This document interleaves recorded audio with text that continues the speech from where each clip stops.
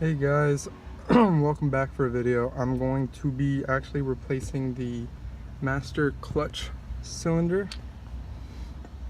in my 2004 Ford Focus SVT.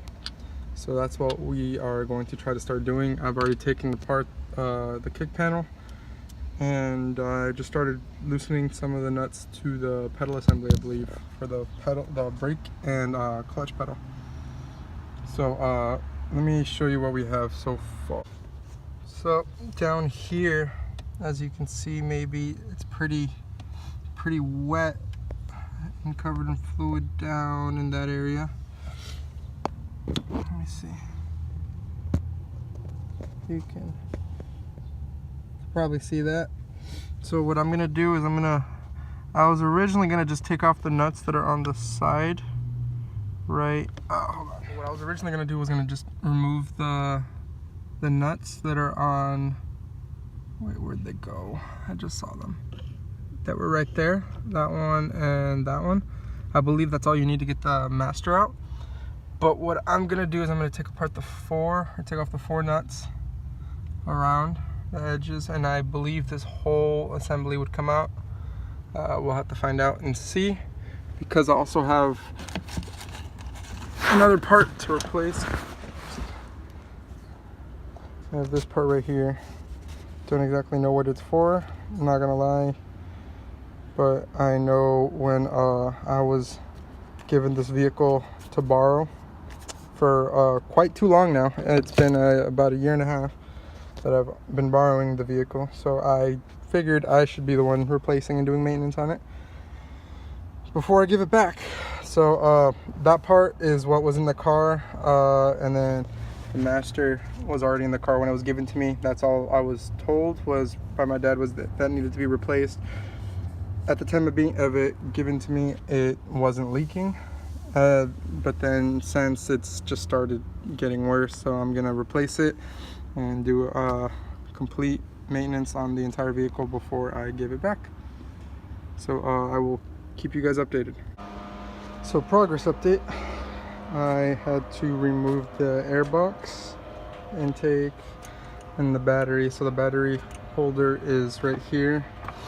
The fuse box, I moved it. I had to take it off the bracket, take off the little 7mm that was screwed into right here, and then took off like the four, I think they were, let me see, they were 13mm.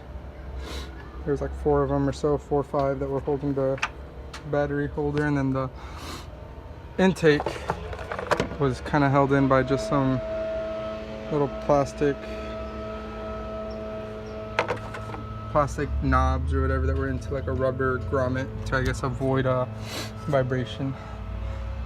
And then down in there, I don't know if you can see that, I kind of got it better, can't really see it, but down like right where the fingertip of my finger is right there is where the brake lines go into the car. I had a hard time getting my hand down through the fuse box, so I came back into the car. I leaned my seat back so I can just lay on my stomach, and then I kind of just used a little one of these screwdrivers used for like smaller electronics and fragile electronics. I just kind of use that to pry off these little clips that hold it, I guess, into the brake lines, and then back there it's attached and it's going to be ready to pull out. And then after that, I'm going to install this new part. So new part has new clips. So what I used this little piece, and since there's the groove this way, I couldn't really get to it, but since it's small enough, I was able to lift it from here and then just pretty much lift it up, and then from there remove it, and pretty much reverse the process. Now this is going to get installed on the same 2 brake lines that I removed the clips for down there. This little knob goes around the clutch pedal, which I took out the pedal assembly right over here. Focus, all right. And then that white knob, which is now silver on the new one, attaches to So hopefully reinstallation is fairly simple, and then after that I just need to bleed the system and it should be good to go, hopefully. Hey, well, so I haven't updated you guys in a few hours. Got the part, the master's back in the car, the pedal assembly, everything's all put together. In actuality, I don't think I really needed to take apart the battery holder, the fuse box, and the air intake. I don't think I needed to move all that. It would have been easier if I moved all that, and I think this other supporting bracket that was there, I could have gotten to the clips, but since I used such a small screwdriver, I was able to get it all from the inside of the vehicle. The only thing left is to bleed it. I don't have anyone else with me to bleed that right now, so maybe later I could do it, if not tomorrow. So I'm gonna leave that like that. I don't need that car for now. It could stay there. But the most important part was I got the part replaced, the part that I'm pretty sure was leaking. I have another part that I can swap out or replace, but I don't think that's absolutely necessary right now. So I'll look more into that. As for the BMW, I was able to replace the hose that I had completely collapsing. Even though the new hose that I put on, it only cost me like $3 or $4 from AutoZone. It was one of those pre-cut packaged ones, but I really didn't care. I got that. It collapses, but it's thicker, so it doesn't collapse 100%. It's more like maybe like 75% collapsed. I don't know. But I think it works for now. There's a little adapter piece from the actual like whole PCV and ICV system to the manifold that I gotta get replaced. That thing lost its little like a little clip that locks it in, the lock clip. Other than that, it seems to be running good right now. I'm still waiting for the math to come in. That should be coming in hopefully Monday or Tuesday. It's currently Thursday, and other than that, I think the cars are running right now. The Q, my girlfriend's Q, we need to do a valve cover job, valve cover gasket, and spark plugs on that. And then on the BMW, I'm gonna see if I can swap out my spark plugs. Let me see if I can find the receipt for the warranty. If not, hopefully they can take it with my phone number. But other than that, that is all I needed to do. Besides detailing the cars now, the Focus is really dirty.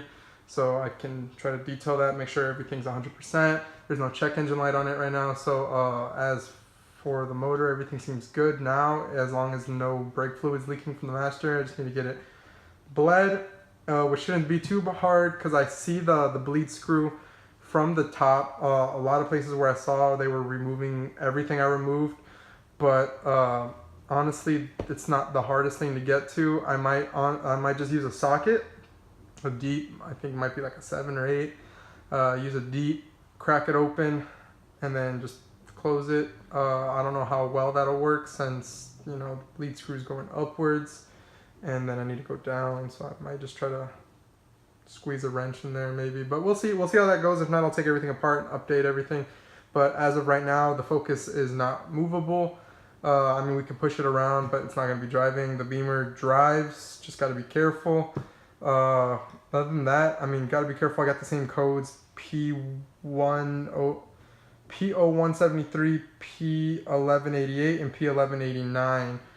Same codes that I keep getting. Not sure what it is. I'm hoping the mass airflow changes that, because I'm pretty sure the P0173 is a mass airflow code.